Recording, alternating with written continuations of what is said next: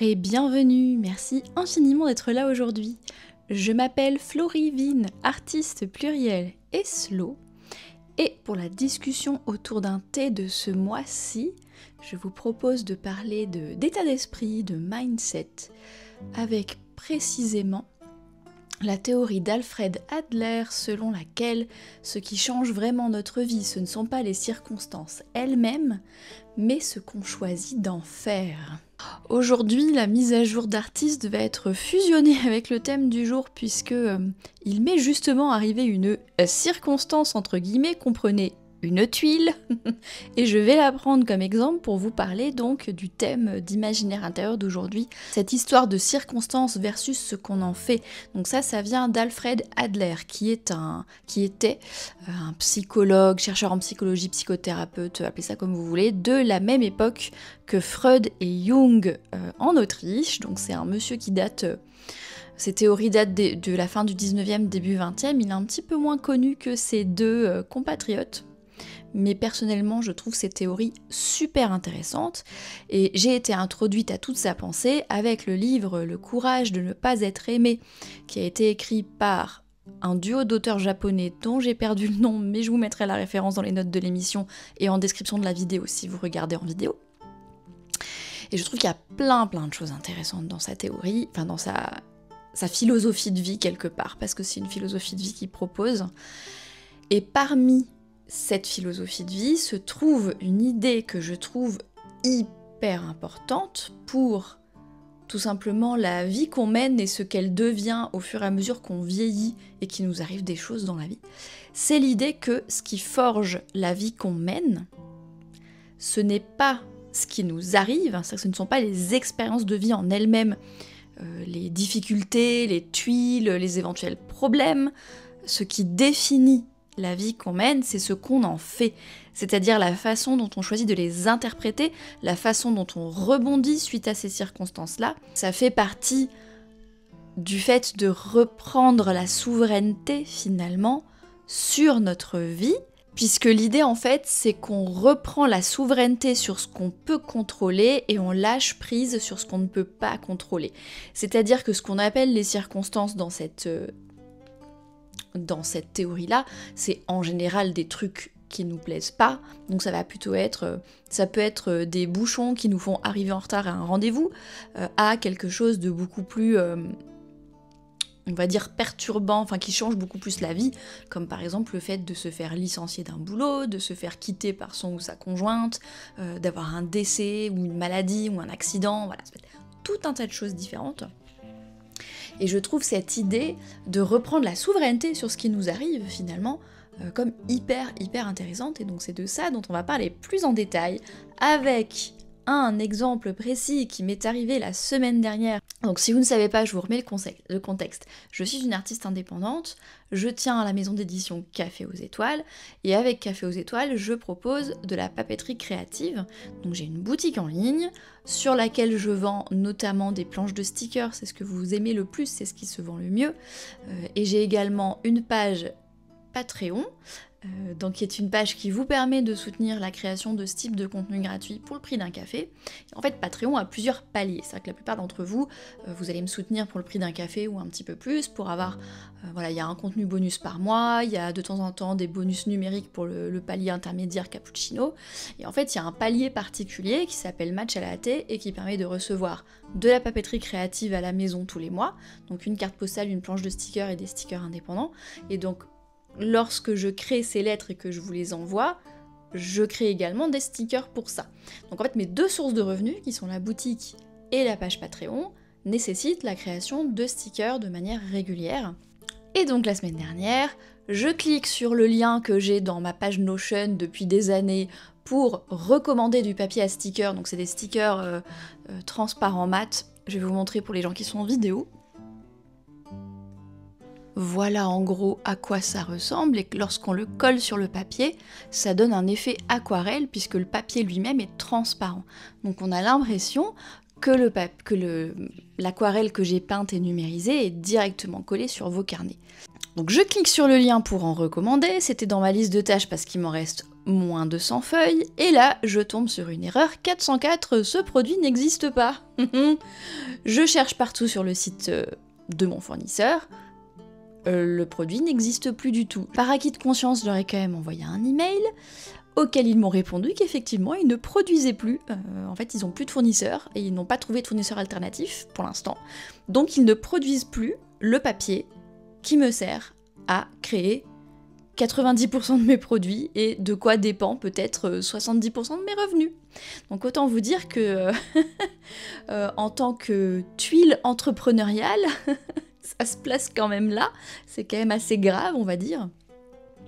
Et c'est pour ça que je voulais vous parler de ça aujourd'hui, parce que bien évidemment, ma première réaction quand j'ai découvert ça, ça a été de courir partout comme un poulet sans tête, en me disant c'est affreux, je venais enfin de stabiliser mon business, de reprendre, réouvrir la boutique, refaire des collections depuis la naissance de ma petite, je commençais enfin à avoir à nouveau un rythme de croisière, j'ai le nombre de commandes qui augmente tous les mois, merci beaucoup d'ailleurs à toutes les personnes qui passent ou qui ont passé commande sur la boutique ou qui se sont abonnées au palier matcha latte sur Patreon, ça me fait très très plaisir. Et là, paf, au moment où ça commence à bien marcher, je n'ai plus de papier pour faire des stickers. Je vous dis pas dans quel état j'étais. Donc déjà, première chose à vous dire par rapport à ça, c'est que quand il vous arrive une tuile, c'est normal d'avoir une réaction émotionnelle. Surtout quand c'est quelque chose qui est important, quand c'est quelque chose qui nous tient à cœur. Moi, mon art me tient à cœur, Café aux étoiles me tient à cœur, ça fait des années que je travaille dessus. Bien évidemment que c'est normal d'avoir un choc émotionnel au moment où je découvre que le papier n'existe plus. Et lorsque l'émotion est un petit peu retombée, que je suis allée boire un apéro avec mes proches, que j'ai pu me calmer, rationaliser un petit peu, comprendre l'importance de l'émotion, et me dire ok, là il va falloir se mettre en mode résolution de problèmes créatifs, il va falloir trouver une solution, soit un autre fournisseur de papier, soit changer le type de produit que je propose et utiliser d'autres papiers qui sont plus facilement trouvables. Et c'est là que j'ai repensé donc à ce fameux Alfred Adler et à sa théorie selon laquelle ce qui impacte notre vie, ce ne sont pas les difficultés en elles-mêmes, mais ce qu'on en fait, c'est-à-dire comment on les interprète, ce qu'on en pense et comment on y réagit. Et c'est là que je me suis dit, bien, comment en tant qu'entrepreneur à la tête de Café aux étoiles, comment en tant qu'artiste qui design de la papeterie créative et qui crée ces créations-là à partir de mon art, comment est-ce que je pourrais réagir face à cette difficulté? Et c'est là que je trouve intéressant toutes les questions identitaires de la personne que je veux être ou la personne que j'admire. Comment réagirait la Florie, artiste indépendante et entrepreneur, qui est confiante dans son rôle d'entrepreneur, qui se sent responsable pour son entreprise, qui est également une artiste, donc qui sait faire preuve de créativité, quel genre de, quelque part, de caractéristiques, de caractère, de caractéristiques de personnalité je souhaite cultiver en tant qu'être humain, en tant qu'artiste, et comment cette personne-là réagirait-elle face à cette difficulté? Donc ça peut être une première chose. Donc justement pour, on va dire, mettre en place cette théorie d'Alfred Adler selon laquelle finalement nous ne sommes pas victimes de nos circonstances, nous avons finalement un rôle à jouer, une souveraineté sur comment on se réapproprie la situation et comment on choisit d'agir à partir de là, c'est de se demander comment agirait la personne que j'admire le plus, comment agirait la personne que je deviens, la personne que je souhaite être.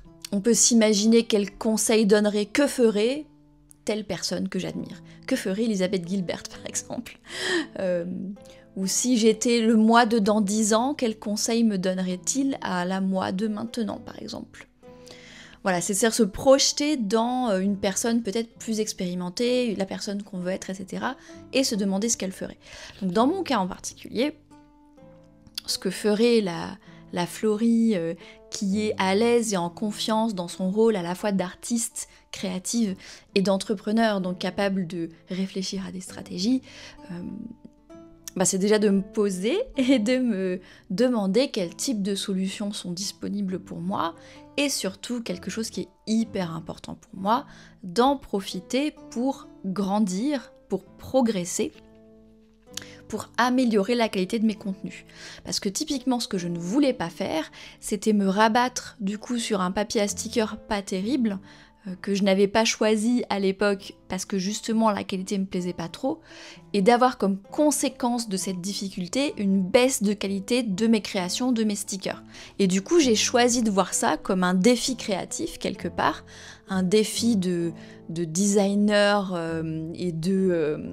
je sais pas comment on appelle ça dans les entreprises, les gens qui cherchent les fournisseurs justement. C'est-à-dire que moi je suis à peu près tout dans mon entreprise, de la femme de ménage à la chef d'entreprise en passant par tous les autres métiers, mais dans les grandes boîtes il y a des gens dont c'est le métier en fait de chercher des fournisseurs, de tester des imprimeurs, de tester des qualités de papier, de tester des impressions, de concevoir les produits, etc. etc. Donc je me dis, si je mets la casquette de ce type de professionnel-là, qu'est-ce que je peux faire pour en faire une opportunité pour améliorer la qualité de mes produits ? Et du coup là, ce qui s'est passé, pour terminer ma petite histoire à moi personnellement, c'est que j'avais déjà dans un coin de ma tête, ou dans un coin de mon Notion en l'occurrence, l'idée future, quand j'aurai le temps, d'améliorer la qualité de mes stickers en les rendant résistants à l'eau. Parce que là, ces stickers transparents mat que j'imprime avec une imprimante jet d'encre, un des plus gros défauts qu'ils ont, moi je les adore, ça fait des années que je les utilise moi-même, je suis toujours ma première cliente, mais un des plus gros défauts qu'ils ont, c'est qu'ils ne résistent pas à l'eau puisque c'est une imprimante à jet d'encre aqueuse. Donc l'encre elle est dissoluble dans l'eau, donc dès que vous renversez un truc sur les stickers, l'encre elle se barre en fait. Et c'est la raison pour laquelle d'ailleurs je n'ai pas fait tellement jusqu'à présent de grands stickers type vinyle, vous savez, qu'on colle sur les coques de téléphone, sur les coques d'ordinateur par exemple, ou derrière sa liseuse, ou sur les couvertures de carnet, comme celle-ci par exemple. Ça c'est pas de moi, ça vient de Caro Arrivalos que j'ai collé sur mon bullet journal. J'en ai pas conçu parce que il faut que ce soit résistant à l'eau, ce type de sticker-là, parce que ça, on le trimballe un petit peu partout, c'est pas comme les stickers qui sont à l'intérieur des pages de carnet. Et du coup, je m'étais noté dans un coin, si j'utilisais une imprimante laser, ça me donnerait plus d'opportunités de faire des choses de meilleure qualité par rapport à ça, puisque le laser, c'est sec, il n'y a pas d'eau. Donc ça résiste pas de la même manière. Et du coup, ce que j'ai fait, deux choses. J'ai acheté une imprimante laser, vous verrez ça pour les personnes qui me suivent sur YouTube, vous verrez ça dans un vlog qui sortira dans les prochaines semaines. Si vous ne savez pas que j'ai une chaîne YouTube, sachez que j'ai une chaîne YouTube qui s'appelle Flory Taylor, que vous pouvez aller voir. Et donc vous me verrez probablement installer mon imprimante laser au moment où je vous parle. Elle est dans le hall d'entrée de l'appartement, parce qu'elle est hyper grosse et je ne sais pas où la foutre. C'est un problème pour la Flory future. Et la deuxième chose que j'ai faite, c'est que j'ai cherché d'autres fournisseurs. Parce que je me suis dit, mon problème là, c'est que mon papier transparent mat, je n'avais qu'un seul fournisseur pour ce papier et je n'avais pas trouvé d'alternative à l'époque. Du coup, ce fournisseur n'a plus le papier, j'ai le bec dans l'eau. Du coup, je me suis dit, c'est peut-être l'occasion de chercher d'autres fournisseurs, peut-être des fournisseurs qui font du papier de meilleure qualité, et qui me permettent d'avoir une alternative si jamais ce genre de problème se présente à nouveau dans le futur. Parce que là, par exemple, j'ai quand même 2 capsules Patreon à imprimer, celle des mécènes du mois de mai, que je vais envoyer là au mois de juin, au moment où je vous parle, et celle des mécènes du mois de juin, que je vais envoyer début juillet avant de partir en vacances. Donc autant vous dire que ça fait plus de 60 enveloppes à préparer au total, et que si j'avais pas trouvé de solution à temps, qu'est-ce que j'aurais fait, voyez. Voilà, du coup, pour en revenir à ce que disait Alfred Adler, ce que j'ai fait de cette circonstance-là, donc la difficulté de perdre l'accès au papier que j'utilise pour fabriquer mes stickers, ça a été de chercher de nouveaux fournisseurs, je les transformer en opportunités finalement. J'en ai profité pour améliorer la qualité de ce que je propose et j'ai trop hâte de vous montrer. J'ai commencé du coup à faire des stickers indépendants justement pour coller sur les couvertures de carnet et tout avec un effet holographique, etc. J'ai commencé les tests là, avec les échantillons de papier que j'ai reçus, j'en peux plus comme je suis trop contente. J'ai aussi trouvé du papier pour les cartes postales, du papier couché blanc qui donne une bien meilleure qualité d'impression que le papier recyclé que j'utilisais jusqu'à présent et qui buvait un petit peu l'encre. J'ai trouvé du papier à sticker blanc que je trouve super bien et j'avais jamais proposé de sticker sur papier blanc jusqu'à présent parce que je n'avais pas trouvé de papier d'une qualité qui me convenait et je préférais ne pas le proposer du tout plutôt que de proposer quelque chose d'une qualité bif-bof. Mais là j'en ai trouvé 2 papiers blancs, donc un vinyle qui est du coup résistant à l'eau, qui pourra servir à faire ce type de sticker justement pour décorer les couvertures de carnet, les coques de portable, etc. Et j'ai trouvé un papier blanc mat sur lequel on peut écrire, donc potentiellement pour imprimer des calendriers autocollants pour coller dans le bullet journal, ce genre de trucs là. Tout ça on s'en reparlera, je pense que les nouveautés elles arriveront en septembre, parce que là il me reste plus beaucoup de temps pour la collection estivale. Mais bref, tout ça pour vous dire que ce que j'en ai fait de la circonstance, c'est de trouver des nouveaux papiers, ça m'a redonné de l'inspiration créative pour concevoir de la papeterie à partir de mes aquarelles, ça m'a donné envie de peindre d'ailleurs de nouvelles aquarelles, parce que ça m'a donné envie de concevoir de nouvelles choses, donc quelque part, c'est une mésaventure qui m'a sortie de ma zone de confort en tant qu'artiste et en tant qu'entrepreneur, là où j'avais un peu installé une routine de commander toujours le même papier, de faire toujours les mêmes produits. Et ça m'a obligée à sortir de cette boîte quelque part pour venir chercher des alternatives, pour venir progresser. Donc voilà pour mon exemple personnel qui sert en même temps de mise à jour d'artiste puisque j'ai passé la majorité du mois de juin à régler ce problème urgent. C'est pour ça que par exemple, si vous êtes abonné à la lettre mensuelle, vous avez peut-être constaté que je n'en ai pas envoyé au mois de juin. Ben j'ai pas eu le temps. Il y a un petit peu moins de contenu. La capsule Patreon, elle va être envoyée un petit peu plus tard. Elle sera envoyée 3e semaine de juin, je pense, parce qu'il a fallu que je mette tout en pause pour régler ce problème. Là, je suis dans la phase mise en action. Les solutions ont été trouvées, les fournisseurs ont été trouvés. Il me reste des échantillons laser à recevoir. Et je vais pouvoir tester tout ça et passer des commandes et concevoir des choses pour la suite. Encore une fois, je pense que je documenterai ça dans un vlog à venir sur YouTube si ça vous intéresse. Donc ça me permet de boucler en même temps la mise à jour d'artiste. Pour en revenir du coup à cette histoire de comment est-ce qu'on peut faire pour prendre une circonstance comme celle-ci et en tirer le meilleur quelque part.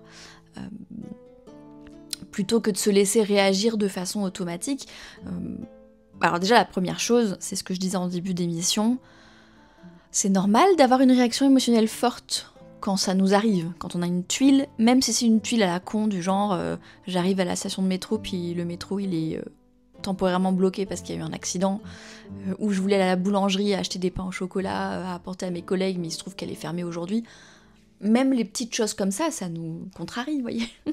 Et après, quand c'est quelque chose de plus grand, de plus grave, c'est tout à fait normal. En fait, en tant qu'être humain, on a une zone de confort, on a des habitudes, on a une espèce des repères sécurisants. Et quand il nous arrive une tuile qui remet un petit peu en cause ces repères, qui nous sort de notre zone de confort, bien évidemment que ça crée du stress émotionnel, ça peut créer de l'anxiété, ça peut créer de l'angoisse, ça peut créer de la tristesse, ça peut créer de la peur, ça peut créer du doute. Alors, en fonction de notre personnalité, notre caractère et comment on est dans notre vie par ailleurs, ça peut créer tout un tas de choses, ça peut même nous déprimer, c'est tout à fait normal. Donc c'est la première chose, je pense pas qu'Alfred Adler nous encourage à réprimer nos émotions, ça m'étonnerait fortement, mais simplement l'idée c'est de laisser l'émotion être, la vivre, ça c'est un autre sujet, comment accueillir nos émotions, mais ensuite de ne pas se laisser happer par les pensées automatiques qu'on peut avoir autour de cette circonstance. Par exemple, moi j'aurais pu complètement baisser les bras, j'aurais pu me dire ah bah mon papier à sticker il est plus dispo, ça sert à quoi tout ce que je fais, depuis là ça fait 1 an et demi que je me suis mise à mon compte en tant qu'artiste, à quoi bon faire tous ces efforts si c'est pour en arriver là, j'aurais pu complètement me décourager en fait, et me dire tant pis je lâche l'affaire et puis je remets mon CV à jour et je recherche du boulot salarié par exemple.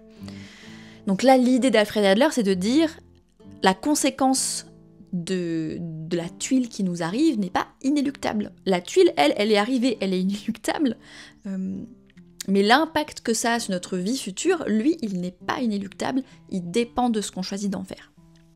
Et donc du coup, ce que j'ai envie de vous proposer aujourd'hui dans cette émission, c'est de prendre l'habitude, déjà de prendre conscience de ça, plutôt que d'aller, on va dire, de manière semi-automatique à tuile, réaction émotionnelle, pensée automatique et se dire bah on n'y peut rien, c'est comme ça, mais plutôt de prendre l'habitude de se dire je peux choisir de voir les choses autrement. Une fois que l'émotion elle est vécue, parce que ça sert à rien d'essayer de changer sa vision des choses ou de rationaliser les émotions irrationnelles ou les pensées irrationnelles qui arrivent avec nos émotions. Quand on est en plein dans l'émotion, ça sert à rien d'essayer de le faire. Quand on est en plein dans l'émotion, c'est plutôt évacuer l'émotion, la vivre, l'accueillir et pas essayer de la réprimer. Faut vraiment pas confondre les deux suggestions, on va dire. Mais une fois que l'émotion elle est retombée, que c'est bon, on a accepté. Là, moi, par exemple, le week-end dernier, quand j'ai accepté que les papiers à stickers étaient plus disponibles, et ben c'est là qu'on peut se dire, ok, comment je choisis de réagir face à ça? Qu'est-ce que je choisis de faire? Donc déjà, prendre l'habitude de se dire, comment est-ce que je choisis de voir les choses? Je peux choisir comment voir les choses. Donc c'est déjà reprendre la souveraineté en fait sur notre propre vie, sur nos propres réactions, sur nos propres choix qui font suite à cette difficulté que l'on n'a pas pu contrôler. Donc déjà voilà, prendre l'habitude de chercher une autre façon de voir les choses. Et je pense que vous allez me voir venir à des kilomètres sur le comment faire ça. Personnellement, mon outil favori, c'est le journal. C'est-à-dire, encore une fois que l'émotion elle est retombée, personnellement, je prends mon journal, c'est ce que j'ai fait quand j'ai découvert qu'il n'y avait plus de papier à sticker, de prendre mon journal, de laisser sortir toutes mes émotions, toutes mes peurs, toutes mes pensées par rapport à ça, même le pire qui pourrait arriver, c'est-à-dire fermer Café aux étoiles et puis reprendre une activité salariée, je sais pas quoi. Et puis, ensuite, consciemment, c'est là l'intérêt d'avoir du journal d'introspection qui est orienté, c'est-à-dire consciemment de venir me dire, ok, quelles sont les autres possibilités ? Et de noter ça dans le journal. Un autre outil qui peut être très très utile, moi, c'est toutes ces théories d'Alfred Adler m'ont fait penser au modèle de la coach américaine Brooke Castillo. Je ne sais pas si vous la connaissez. J'ai suivi son contenu il y a quelques années. Je m'étais même abonnée à son truc payant pendant 2-3 mois, il y a 7-8 ans.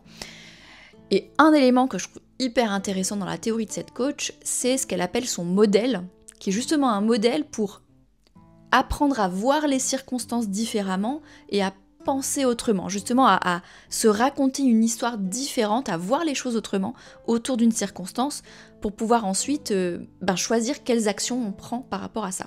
Donc si vous voulez voir en détail ce modèle, je vous invite à chercher sur internet, il y a pas mal de coachs françaises qui se sont formées auprès de Brooke Castillo et qui ont traduit le modèle. Donc si vous cherchez modèle Brooke Castillo sur Google, je pense que vous tomberez sur des ressources plus précises. Pour vous en parler brièvement ici, c'est en fait un tableau en 5 lignes, avec une ligne circonstance, pensée, émotion, action et résultat. Et donc l'idée, c'est que dans la première ligne, la ligne des circonstances, vous allez mettre cette fameuse tuile, cette fameuse difficulté qui vous est arrivée, mais sans la colorer de jugement. C'est-à-dire noter la façon la plus neutre possible, par exemple, le papier à sticker numéro machin truc n'est plus disponible. Il n'y a pas de jugement. Juste, c'est un fait. Et ensuite, en dessous, on va mettre ce que j'en pense. Ensuite, l'émotion que me fait ressentir cette pensée face à la circonstance. Ensuite, les actions que me font prendre cette émotion que je ressens et le résultat que j'ai dans ma vie. Et en gros, son idée, c'est de commencer par remplir ce tableau avec les pensées qui nous viennent automatiquement. Et ensuite, et c'est là que le modèle est hyper utile pour appliquer le conseil d'Alfred Adler et de voir les choses autrement, de remplir à nouveau le tableau avec la même circonstance, mais se dire, maintenant le résultat que je veux, c'est pas le même. Par exemple, moi, le résultat que je veux, c'est de pouvoir continuer à vous proposer des stickers dont je suis fière et qui mettent en valeur mes aquarelles le mieux possible. Eh bien, qu'est-ce que je peux penser et ressentir et quelles actions, du coup, je vais mettre en place pour avoir ce résultat. Donc ça, en fait, c'est un modèle. Elle est coach, Brooke Castillo. Elle est pas, ça va pas magiquement vous donner des solutions. C'est juste que ça va, des solutions concrètes, je veux dire. Ça va vous aider à penser les choses autrement. Je peux vous donner rapidement l'exemple. Donc, il n'y a plus de papier à sticker. Le papier à sticker n'est plus disponible.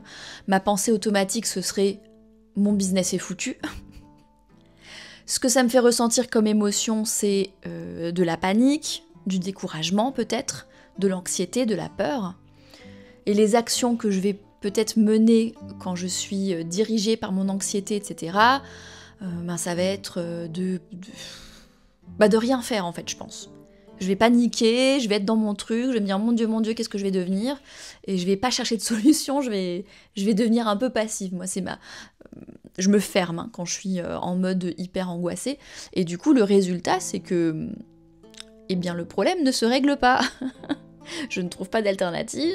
Et il y a un moment donné où je vais être obligée de fermer la boutique parce que j'aurai plus de stock. Et je vais me retrouver dans le caca. Et donc maintenant, si je faisais l'exercice, donc je reprends la même circonstance, le papier à sticker, numéro machin truc n'est plus disponible, et je vais remplir le résultat d'abord. C'est-à-dire que je vais me dire ce que je veux avoir comme résultat, c'est de continuer à proposer les stickers de la meilleure qualité possible, dont je sois fière, etc. Je pense que le tableau, vous pouvez le remplir dans l'ordre que vous voulez en fonction de ce qui vous est le plus facile. C'est-à-dire que si vous savez quelles actions faire, vous pouvez mettre les actions. Si vous savez pas trop encore quelle action faire, vous pouvez commencer par les pensées et les émotions. Genre pour pouvoir continuer à proposer les stickers, comment est-ce qu'il faut que je me sente? Puisque moi, l'anxiété et la peur, ça me paralyse. Ben, il faut peut-être que je ressente de l'enthousiasme, de l'inspiration, de la créativité, il faut que je me sente motivée. En tant qu'artiste, moi, il faut que je vois ça un peu comme un problème à résoudre, un problème créatif, et que je fasse appel à ma créativité pour le régler. Et donc, ok, qu'est-ce qu'il faut que je pense pour ressentir cette émotion-là? Donc là, dans cet exemple-là, ce serait tout simplement, c'est un problème créatif à résoudre. Je suis entrepreneur, les difficultés font partie du chemin de l'entrepreneuriat, je suis capable, en tant qu'artiste, de trouver des solutions créatives à mon problème. Et vous voyez que cette pensée-là, elle va générer, en tout cas pour moi, là je vous donne vraiment un exemple tout à fait personnel, mais ça va générer pour moi de l'inspiration créative, de l'enthousiasme, etc. Parce que du coup, je vais venir chercher des solutions. Et ça, c'est quelque chose que j'aime beaucoup faire. Et les actions qui en découlent, en l'occurrence les actions qui en ont découlé, ça a été tout simplement de faire une recherche Google pour commencer. Papier transparent, mat, adhésif, format A4. Et j'ai commencé à chercher des fournisseurs alternatifs et des modes de production alternatifs. Et c'est comme ça que je me suis retrouvée à acheter une imprimante laser et à trouver un nouveau fournisseur pour mon papier transparent mat, du coup laser. Du coup j'ai 2 fournisseurs pour les papiers transparents mat laser, au cas où ce type de problème se produit à nouveau. Voilà pour une ressource qui peut aider à voir les choses autrement. Donc je vous rappelle, si vous voulez aller plus dans le détail, moi je ne suis pas coach, je ne suis pas formée à ça, n'hésitez pas à aller chercher modèle de Brooke Castillo sur Google et vous trouverez des ressources. Et en fait, ce que je trouve intéressant avec cette vision des choses, c'est qu'elle permet d'être orientée solution. C'est-à-dire, ok, il m'est arrivé cette difficulté, maintenant je fais quoi? Et du coup, on reprend le pouvoir puisque on réfléchit à ce qu'on peut faire pour améliorer les choses, plutôt que de ressasser ce qu'on ne contrôle pas, à savoir la difficulté qui nous est arrivée. Si je reprends l'exemple un peu bateau des bouchons, des bouchons sur la route des vacances, et bien soit on peut passer notre temps à se plaindre des bouchons et des autres conducteurs et pourquoi, et l'autre il a eu un accident devant, il aurait pas pu faire son contrôle technique avant de partir en vacances, et du coup on passe une très mauvaise journée parce qu'on s'est plaint toute la journée dans la voiture avec les bouchons et ça n'a pas réglé le problème des bouchons. Ou bien on peut se mettre en mode solution et par exemple téléphoner au camping ou à l'Airbnb pour dire écoutez je suis bloquée dans les bouchons, jusqu'à quelle heure est-ce que je peux me présenter au camping, comment ça se passe quand on arrive après 20h ou je sais pas quoi. Donc là c'est rassurant de se dire c'est bon, on a couvert les options. Et puis ça peut aussi permettre de se dire comment est-ce que je peux passer un bon moment quand même. Par exemple, ok, je vais me mettre évidemment de manière tout à fait sécurisée, dans un coin sur une aire d'autoroute où je vais sortir à un village, machin, puis je vais me dire, puisque c'est ça, on va se faire un petit pique-nique, on va visiter un petit peu le village sur le chemin, puisque de toute façon on arrivera en retard, autant en profiter pour en faire un souvenir sympa en famille, par exemple, plutôt que de râler toute la journée dans les bouchons. Et effectivement, ça change l'expérience de vie qu'on a. Entre se décourager, râler, pester contre quelque chose qu'on ne peut pas changer, ou bien d'un autre côté en tirer son parti, trouver des solutions, trouver le moyen d'en profiter quand même, etc. C'est quand même 2 expériences de vie complètement différentes, basées sur la même difficulté initiale. Et c'est pour ça que j'aime beaucoup cette théorie d'Alfred Adler, parce que je trouve que ça nous donne beaucoup de souveraineté intérieure en fait, ça nous permet de nous dire même face aux circonstances les plus difficiles de la vie, on a une mesure de pouvoir sur notre propre vie. Et ça, je trouve que c'est hyper encourageant. Et ça nourrit justement la confiance en soi, ça nourrit le fait de passer à l'action, ça nourrit le fait de trouver des solutions, ça nourrit le fait de voir le bon côté des choses. Et je trouve ça super intéressant. Une dernière chose avant de vous quitter, peut-être que vous pouvez vous demander, je sais que moi personnellement c'est quelque chose que je me demande lorsque je suis dans ce genre de difficulté-là, ok, mais comment on sait quoi faire? Alors évidemment l'exemple des bouchons ou je ne sais quoi, je pense que ça c'est évident, on sait que quand on sait qu'on va être en retard, on va appeler la personne qui nous attend pour demander comment ça se passe si on est en retard, etc. Mais quand c'est des circonstances un petit peu plus compliquées, comment savoir quoi faire en fait, puisqu'Alfred Adler il nous dit ce qui impacte notre vie, c'est la façon dont on réagit à cette circonstance, les choix qu'on fait, les décisions qu'on prend, les solutions qu'on trouve, ok, mais comment on fait pour savoir comment trouver une solution, vous voyez? Donc c'est là que de faire appel à la résolution de problèmes créatifs et d'écrire dans son journal, ça peut aider. Moi, personnellement, ça m'aide. C'est faire un gros brainstorm et me demander quelles sont mes solutions possibles. Et je note et je demande à mon cerveau, quelque part, ok, quelles sont les solutions possibles, vers où est-ce que je peux me tourner, etc. etc. Ça, c'est une première chose. Et parfois, on ne sait pas. Hein. Moi, par exemple, le fait d'imprimer des choses, ce n'est pas mon métier. Par la force des choses, je suis devenue de plus en plus experte, même si je suis pas graphiste de formation, puisque ça fait plusieurs années que je tiens maintenant Café aux étoiles, et du coup je commence à comprendre les subtilités de papier, d'imprimante, d'encre, de choses comme ça, mais il n'empêche que c'est pas mon métier. Et probablement que justement ces personnes qui travaillent à la fabrication dans des grandes entreprises dont c'est le métier, peut-être que face à cette rupture de stock de fournisseurs, ils auraient une solution immédiate, parce que c'est leur expertise, c'est leur métier, ça leur est déjà arrivé, ils savent comment faire. Eh bien écoutez, quand on ne sait pas comment faire, c'est facile, on cherche, merci Florie. Non mais c'est bête, mais... C'est-à-dire que par exemple, moi, si j'avais été confrontée là à mon problème en me disant je ne sais pas quelles alternatives existent au papier jet d'encre, et ben j'aurais soit fait une recherche Google, d'ailleurs c'est la première chose que j'ai faite, j'ai fait une recherche Google pour essayer de trouver d'autres fournisseurs. Ça peut être parler avec des professionnels du métier. J'ai une amie qui est graphiste, j'aurais très bien pu lui passer un coup de fil, lui dire écoute, je suis embêtée, il vient de m'arriver ça. Toi, en tant que graphiste, qu'est-ce que tu me recommandes? Et peut-être que ce serait elle qui m'aurait dit, tu sais Florie, les imprimantes laser, l'avantage, c'est qu'en plus c'est résistant à l'eau, qu'il y a beaucoup plus de papier disponible sur ce type de format-là, et peut-être que tu vas plus facilement trouver du papier si tu t'achètes une imprimante laser et que tu les imprimes avec une imprimante laser, par exemple. Donc ça peut être faire appel à vos amis, en fait, à vos proches, etc., votre réseau, pour en discuter. Déjà, le fait d'en discuter, ça aide à évacuer aussi l'émotion, mais ça peut aider à trouver des solutions. Après, ça peut aussi être se former. Moi, l'année dernière, j'ai eu des soucis par rapport à ça, c'est que je me suis mise à mon compte complètement indépendante en tant qu'artiste, sans avoir de source de revenus autres. Et je ne savais pas comment développer mon entreprise en tant qu'artiste, en restant fidèle à mes valeurs, vendre mon art et trouver des acheteurs pour mon art sans faire marchand de tapis, en restant authentique et en restant fidèle à ma propre créativité, etc. etc. Qu'est-ce que j'ai fait? J'ai pris une formation business, et je me suis formée pendant 3 mois à tout ce que j'ai besoin de savoir en tant qu'artiste pour tenir mon entreprise, en tant que chef d'entreprise, pour tenir mon entreprise unipersonnelle qui est Café aux étoiles. Donc ça, c'est une solution aussi, c'est-à-dire que si on ne sait pas comment faire, eh bien on se forme pour trouver comment faire. Ou alors on délègue. Si c'est un gros problème que vous avez d'ordre professionnel et que vous avez la possibilité structurelle et financière de le faire, vous pouvez déléguer le souci à quelqu'un dont c'est le métier, par exemple. Il y a quelques mois, on a eu des cafards dans notre appartement. C'est pas drôle. En plus, c'est socialement pas évident parce que les gens vont associer les cafards avec un appartement mal tenu, pas propre, alors que c'était pas du tout notre cas. Je sais pas ce qui s'est passé, il y avait un œuf de cafard dans un truc, ils sont venus, ils ont pondu. On n'arrivait pas à trouver de solution, on était complètement désespérés, et ben tant pis, on a lâché le billet, et on a fait venir un dératiseur, enfin des cafardiseur professionnel qui est venu, qui nous a filé des conseils, qui a foutu du produit partout, qui a bouché des trous dans les murs, et depuis on n'a plus de cafards. Voilà, ça peut être des premières pistes de réflexion, parce que bien souvent quand il nous arrive ce genre de truc, bah, on se sent justement un petit peu impuissant et un petit peu démuni. Donc déjà, rappelez-vous de Alfred Adler qui nous dit « Ce n'est pas la circonstance qui impacte notre vie, c'est comment on choisit d'y réagir ou comment on y réagit ».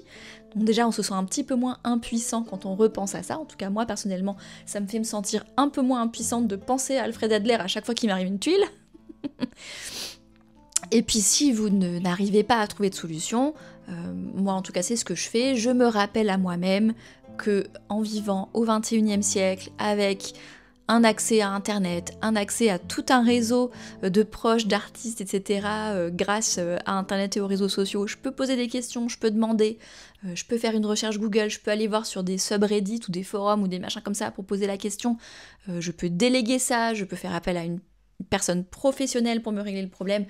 Il y a des solutions en fait, rien n'est inéluctable et je pense que c'est ça qu'Alfred Adler essayait de nous dire quelque part, c'est que la circonstance n'est pas inéluctable et que si on se met dans l'esprit de voir les choses d'un meilleur angle et de chercher des solutions, c'est là qu'on peut commencer à en trouver. Voilà, j'espère que cette discussion vous a inspiré ou que vous la garderez en tête pour la prochaine fois qu'une tuile vous tombera sur la tête. J'espère que cette émission vous aidera ou vous inspirera à voir les choses un petit peu du meilleur côté. En attendant, n'oubliez pas, donc si vous voulez en savoir un petit peu plus sur la philosophie d'Alfred Adler, je vous conseille la lecture du livre « Le courage de ne pas être aimé ». Vous pouvez aussi vous renseigner plus en profondeur sur le modèle de Brooke Castillo. Je vous mets tout ça dans les notes de l'émission, la description de la vidéo si vous regardez en vidéo. En attendant, je vous remercie infiniment d'avoir consulté ce contenu jusqu'au bout. Je vous souhaite une belle journée, une excellente soirée et à la prochaine!